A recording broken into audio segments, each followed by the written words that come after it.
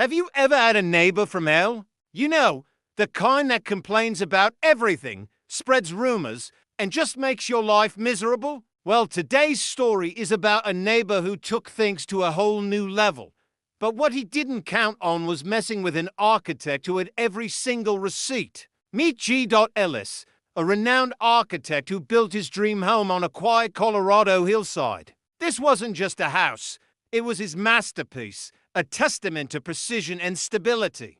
He spared no expense, getting title insurance and having licensed surveyors map out his property multiple times, just to be sure. He had built himself a fortress of peace. That peace was shattered when a man named Richard Muller bought the lot next door. Muller was abrasive, secretive, and seemed to be in a frantic rush. He started building almost immediately, with a strange urgency that made Ellis uneasy. At first, the conflicts were small the height of a fence, the sound of wind chimes.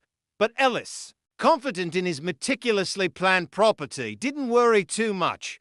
Then one day, Muller showed up at Ellis's door. Furious, he slammed down a folder filled with hand-drawn maps and blurry satellite images. He claimed that a part of Ellis's house, specifically his air conditioning unit and a roof gutter, was encroaching 6 feet onto his land. When Ellis mentioned his professionally licensed survey, Muller sneered, "Your survey is fake, and you're stealing my land." But Muller didn't stop there. He launched a smear campaign, telling everyone in their small community that Ellis was a crooked architect who used his skills to swindle land from honest, hard-working people like him. Muller wasn't just trying to move a boundary line. He was trying to destroy Ellis's reputation, his career, and his life. Ellis knew this was no longer a simple neighborly dispute. This was war. Realizing the gravity of the situation, Ellis contacted his lawyer, Beth. While Beth initially thought it was a standard property line issue, Muller's extreme behavior and outlandish claims raised red flags. This wasn't normal. On Beth's advice, Ellis went on the offensive. He hired Raymond Vogel, a legendary second-generation surveyor known for his obsessive attention to detail. Vogel didn't just resurvey Ellis's land. He launched a full-scale technological assault. Using GPS, drones, and the most advanced equipment available, he mapped the entire area, including Ellis's plot, Muller's plot, and the surrounding properties. It took 10 days of intense work. When Vogel returned with the results, the news was good for Ellis. His house was perfectly within his property lines, not an inch over. But then Vogel pointed to the map of Muller's property and said, "This is where things get spicy." The discovery was stunning. It wasn't Ellis who was encroaching.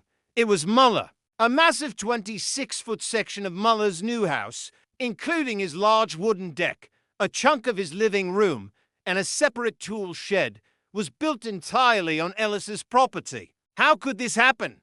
Vogel explained that Muller had submitted building permits to the county using old, private survey data from 1999. He had deliberately used outdated information, knowing it didn't match the current, official land records. This was clear-cut document fraud. Ellis and his lawyer, Beth, now understood. This wasn't a mistake. It was a deliberate, calculated scheme. Beth urged Ellis to dig into Muller's past. A quick online search revealed a shocking pattern. 5 years earlier in Utah, a Richard Atul Muller had been involved in almost identical boundary disputes. As an Hoa president, he had abused his power, filed false claims against a neighbor, and was ultimately defeated in court. He had even changed the spelling of his name to cover his tracks. He was a serial boundary pusher. But they needed one more piece of evidence to prove Muller's intent beyond any doubt. On Beth's advice, Ellis installed a hidden, solar-powered trail camera aimed at the survey markers Vogel had just placed. The camera didn't have to wait long. One night, at 2:43 a.m., the camera captured Muller, crowbar in hand, tearing the new survey marker out of the ground. He was recorded yelling into his phone, "If this guy doesn't move his damn house, I'll tear the whole thing down myself." Beth was ecstatic. They now had a trifecta of irrefutable evidence: the new high-tech survey, the proof of Mueller's past crimes in Utah, and a nighttime video of him destroying evidence and making threats. This wasn't just a civil case anymore. This was fraud with intent and criminal mischief. Beth immediately filed a lawsuit for unlawful encroachment, fraudulent permitting, and threats of property destruction. In the courtroom, Mueller tried to put on a show. He represented himself and brought into so-called experts, an unlicensed survey advisor, and his personal accountant, under Beth's sharp cross-examination. Both were quickly exposed as unqualified, and the judge dismissed their testimony. Then, Beth played the night vision video. The courtroom fell silent as everyone watched Mueller, under the cover of darkness, crowbar in hand, making his threats. Judge Ramirez looked at Mueller and calmly advised him, "Mr. Mueller, you should probably get a real lawyer." Mueller, defiant to the end, shot back, "I am representing myself." The final nail in his coffin was the county inspector's testimony, confirming that Mueller's permits were based on fraudulent data and should never have been approved. The verdict was swift and severe. The judge declared this wasn't a simple dispute, but a case of deliberate misrepresentation, illegal construction, and malicious harassment.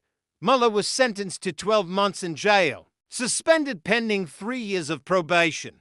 He was ordered to pay a staggering $180,000 in fines, compensation for harassment, and all of Ellis's legal fees.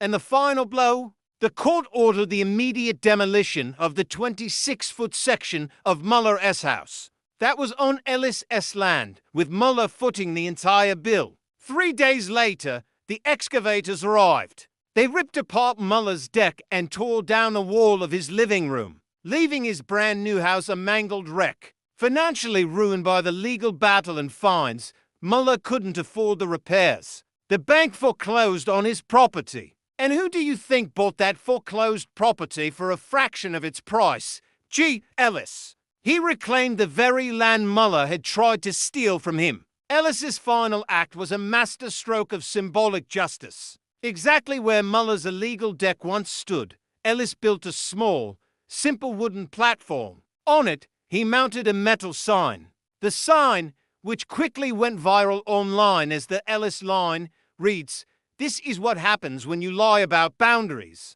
Property owner G. Ellis." Today, Ellis enjoys his morning coffee sitting in a chair on that very platform. He doesn't think about Mueller anymore. He just remembers a simple truth. Property lines don't care how loudly you argue. They only care where the pins go. What a story of ultimate revenge served with a side of legal precision. If you love this tale of justice, make sure to hit that like button, subscribe, and ring the bell so you don't miss our next video. Thanks for watching.